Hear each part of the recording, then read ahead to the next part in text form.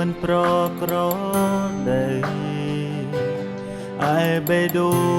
ងឈឺចាប់ក្រំគ្រាហួសនឹងហាស្ដី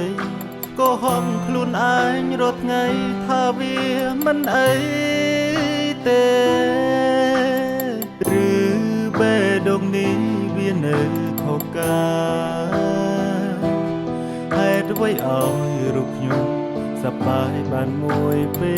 លខ្លីបើសិនអាចង់រស់នៅកុំដោចរណៃមិនចង់ឃើញគេរិញរៃមិនចង់ឃើញគេឈឺចាប់ព្រោះខ្ញុំបែបនេះឡើយជាតិនេះខុសហើយកាត់ជាមនុស្សប្រុសហើយក៏ខុសស្នេហ៍ភេទដូចគ្នាតែបេះដូងនេះសែនវេទនាព្រោះមិនដឹងត្រូវធ្វើយ៉ាងណាបើចិត្តនេះវាជ្រុលស្រឡាញ់ហើយចុះចាញ់ទៅតាមវាសនាព្រោះដឹងថាបេះដូងនេះមិននៅកាយជាមនុស្សស្រី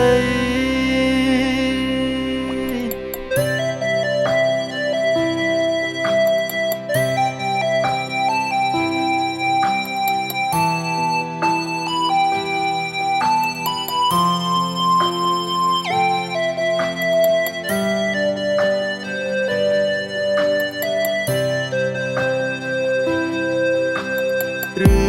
បេះដូងនេះវានៅខុសការហេតុអ្វីឲ្យរូបខ្ញុំសប្បាយបានមួយពេលខ្លីបើសិនចង់រស់នៅកុំដោចរណៃមិនចង់ឃើញគេរិញរៃមិនចង់ឃើញគេឈឺចាប់ព្រោះខ្ញុំបែបនេះឡើយជាតិនេះខុសហើយកាត់ជាមនុស្សប្រុសហើយក៏ខុសស្នេហ៍ភេទដូចគ្នាតែបេះដូងនេះសែនវេទនាព្រោះមិនដឹងត្រូវធ្វើយ៉ាងណា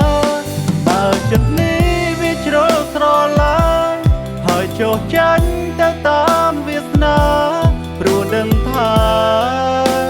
បេះដូងនេះមិននៅកាយជាមនុស្សស្រី